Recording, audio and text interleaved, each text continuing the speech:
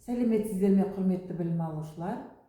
Бүгінгі 3-ші дәрісіміздің тақырыбы мәдени құрылыстарды жылытуы және жылыту әдістері.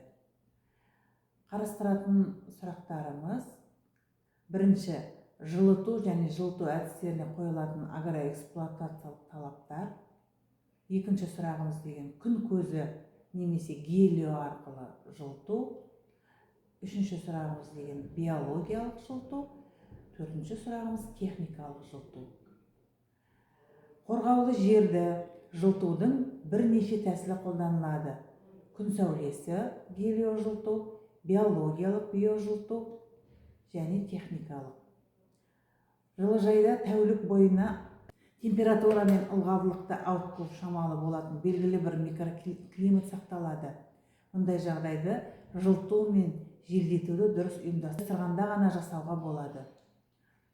Күн сәулесімен жылыту дегеніміз, ол инфрақызылдердің дақыл өсіру құрылыстарының шынылы немесе пленкалы жабындары арқылы өткенде пайда болатын жылыжай салдарының әсерінен пайдалануға негізделген. Көктемдік жылыжайларды, булы жылыжайларды және жылытылған пана құрылыстарында қолданылады.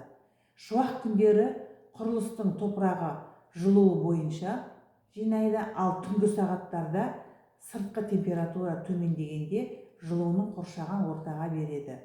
Жылудың ұзағырақ сақтау үшін түнгі уақытта құрылыстарды жылулықты шығармайтын әртүрлі жабулармен жабу ұсынылады.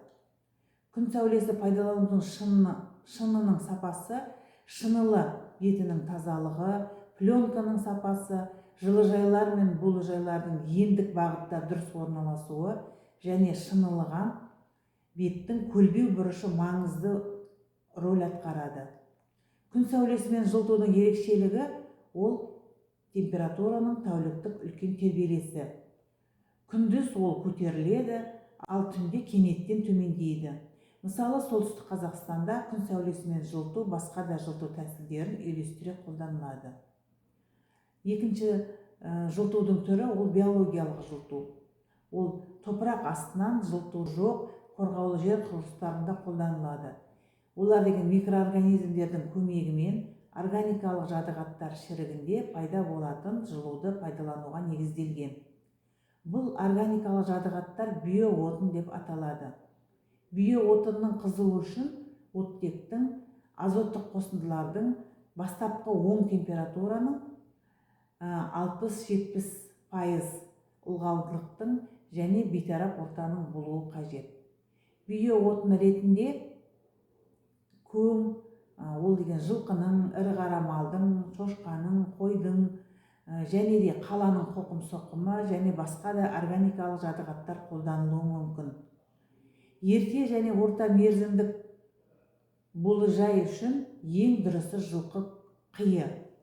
Оның қолайлы дымқылдығы, жеткілікті түрдегі борпаңдығы бар, сондықтан тез қызады, оның температурасы 70-75 градусқа жетуі мүмкін, және қызғаннан 2 ай өткеннен кейін температура 27-30 градус шамасында сақталады. Мысалы, кейбір шаруашылықтарда жылқы қиын аз мөлшерде дайындайды. Содан кейін соқымы жақсы қызады және жоғары температурасы ұзақ сақтайды. Оған 20%-ға дейін жылқы қиын қосу керек. Қиды дайындауды күзде, ал булыжайлар көп болса жаздан бастау керек. Ол тығыз салынған, ені 7-9 метр аралығында, биіктігі 1 метр және 80 сантиметр, 2 метр етпелерде сақтайды. Тығыздалған қи қызбайды және булыжайларда қолданғанша жақсы сақталады. Қи етпелері қыста қатпау үшін оларды сабанмен жабады. Фарфор үйінділеріндегі қи тез қызады да және биоотындық қасиеті тез жоғарылайды. Және де көң қи жеткіліксіз жағдайда сабаннан жасанды биоотын дайындауға болады. 1 тонна сабанға 30 кг аммоний сульфаты, 10 кг суперфосфат және 30 кг шылынған әк алынады. Сабанды қабат-қабат етіп төсейді, әр қабатына минералды тыңайтқыштармен әкті төгеді, су құяды және тығыздайды.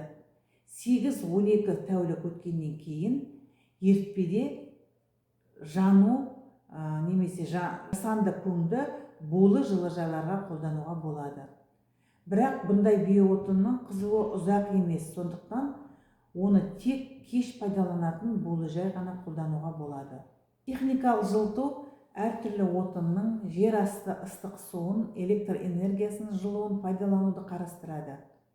Қысқы жылыжайдың 1 шаршы метр жылыту үшін жылына 4,2-4,5 мегаджоуль жылу керек. Сондықтан дақыл өсіретін құрылыстарда отынның жоғары калориясы, ол деген мазут, мұнай, табиғи газ, электр қолданылады. Жылу энергиясының көзіне және оны пайдалану тәсіліне байланысты техникалық жылыту сумен, электр қуатымен, газбен, сондай-ақ өндіріс орындарының қалған жылуын және жер асты ыстық суының жылуын пайдаланатын болуы мүмкін. Сумен жылыту ол жылытудың ең кең тараған түрі. Ең жоғары агрономиялық пайдалану және экономикалық тиімді көрсеткіштеріне ие. Біркелкі және жеңіл реттелетін режимі, адам мен өсімдікке зиянсыздығы, аз еңбек талап етуі, ең жоғарғы жылу пайдалану коэффициенті 65-70%. Ол биоотынмен салыстырғанда 10 шақты есе аз еңбек талап етеді. Сумен жылыту жер асты ыстық суларының жылуын және өндірістің қалған жылуын іске асыруға пайдалы. Жылу әкелуші немесе таратушы болып жылыжайға кірерде температурасы 95 және 130 градуста, ал шығарда 70 градус су бола алады. Топырақты жылытқанда температурасы 40 градус суды пайдаланады. Сумен жылытудың тәсілі жылу көзі, ол деген ТЭЦ болуы мүмкін, өндірістік орынның бу қазаны болуы мүмкін, АЭС болуы мүмкін, ыстық су болуы мүмкін.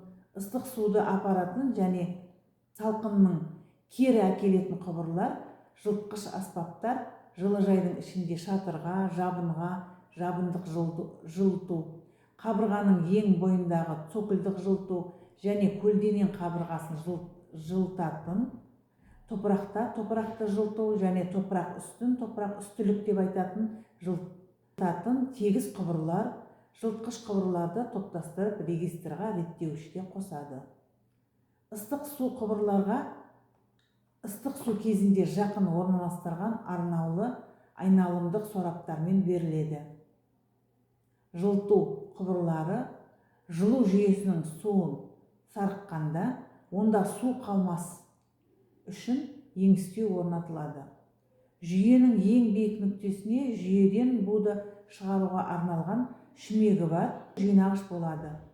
Су жүйесі уақытысында жиналған буды шығарып отырса, оған, яғни бу тығыны болмаса бір қалыпты істейді.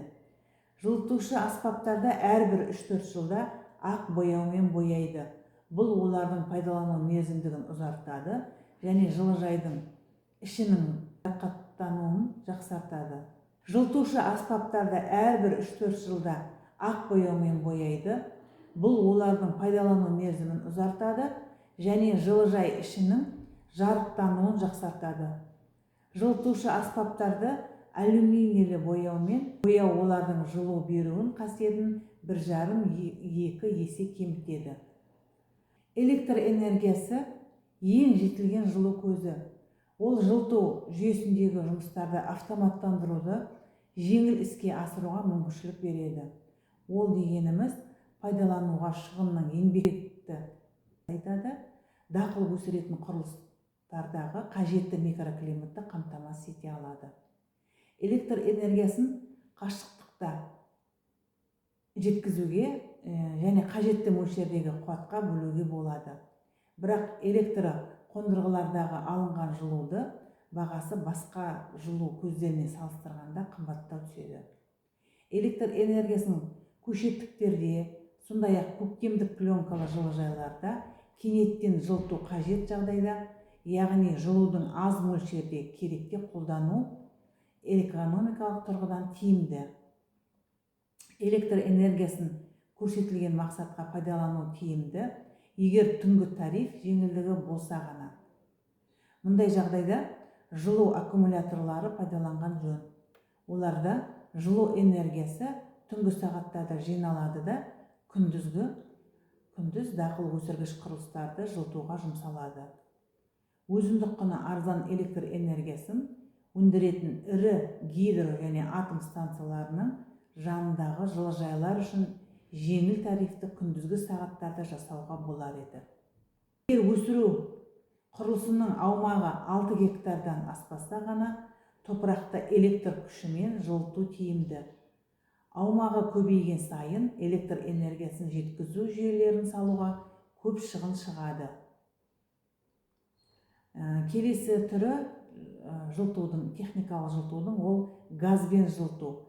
Газбен жылыту газдық калориферлер қою арқылы және жылыжайларда инжекторлы және инфрақызыл жанарғыларында газды жағумен іске асырылады.